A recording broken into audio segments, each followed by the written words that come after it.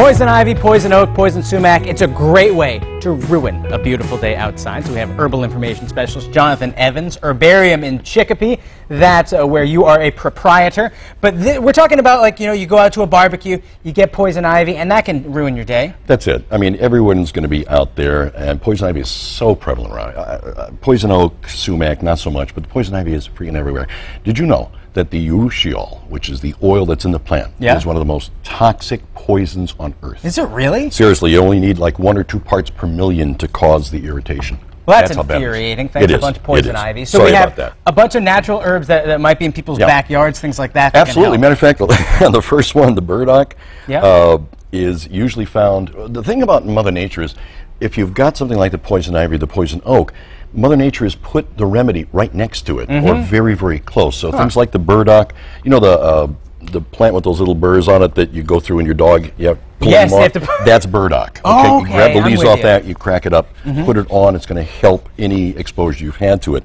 One of the best ones is plantain. This is the one that's in everybody's backyard. It's a little flat leaf plant. Okay. It's got a little spike in it.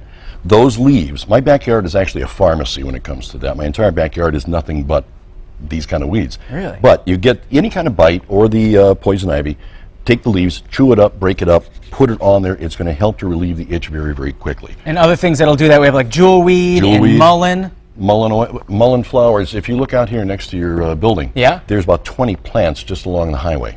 And this is what mullein looks like right here. That's the flower. The mullein, it's a large spiky thing with those bright little yellow flowers on it. Oh, I'm with you. Okay. Yeah. So they're all over the place. Again, you take the leaves like that and just break them up. If you can, get them right onto the skin. That's going to help a great deal. Another thing you can do, a baking soda paste. What's that all about? Right. Baking soda, same kind of idea. Baking soda or salt, preferably a sea salt.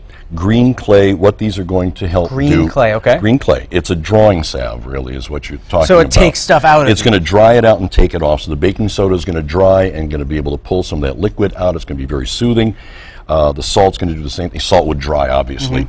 Or you'd have something like the green clay, which actually Kelly would probably work with. She'd know about that, And all you're going to do is add a little bit of water to it, right? Just make yourself a paste. And depending on how bad you have it, isn't this great? Lay it on me, Jonathan. And really, if you had an itchy thing, just slather it on. Okay. And it can be as thin or as thick as you want. Leave it on. This stuff, I've never understood why anybody wants to use calamine lotion, because that seems to be more irritating. This is extremely soothing. This is messy, nice. but soothing. Yeah. Well, no, it's good. I was working on a career as a forearm model, so this is great. Now it's going to draw out a lot of, the little bubbles with the bad stuff. The bad stuff in it. All right. Now there's other products that we can have too. What's this? That's a spray. So you've got things like the Grindelia, you've got things like menthol crystals. Spraying that on is going to be very cooling and soothing. It's also going to help to draw out and dry it up very quickly. If you've got poison ivy throughout the body, something like a pine tar soap, there's a couple of different companies that make soaps like that that will help to clear it up and keep it from spreading. And this, homeopathics are fabulous. These things you put, they're little homeopathic pellets under the tongue. They get right into your bloodstream, and they help to dry up the outbreak within days. Now, Jonathan, lastly, we have another thing that'll help that's probably in people's trash or their compost bins right now. A lot of peels work. Exactly. So you're out having a picnic and so forth. Somebody gets into it, the dog runs through, you're petting the dog, now you've got the itch, or you come in with the poison ivy. Very, very simple things. Cucumbers. Sliced cucumbers, putting it on. Really? Chances are, if you were to cook out, there's cucumbers somewhere in the salad. Yeah, exactly. Banana peels. Okay? Really? Peel the thing and just put it on. It's not going to cure it, but it's going to stop the itch. It's going to soothe it greatly.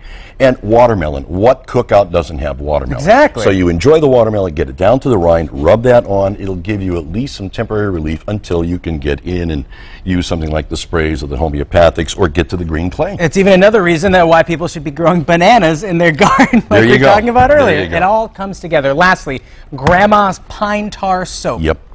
Good stuff. It's fabulous. There's only 2 companies that I know. There's the Grandma's Pine Tar, and I believe Burt's Bees makes a poison ivy soap. Really? Bert just died, actually, the other day. I heard about that. Yeah. But, yeah, it's going to help. It smells like hell, but it works beautifully. Wow, you're really selling it for me right now. You know what? It doesn't matter. You're going to use it. Long. No, not all day long. Just like, smell it. Go ahead. Come on.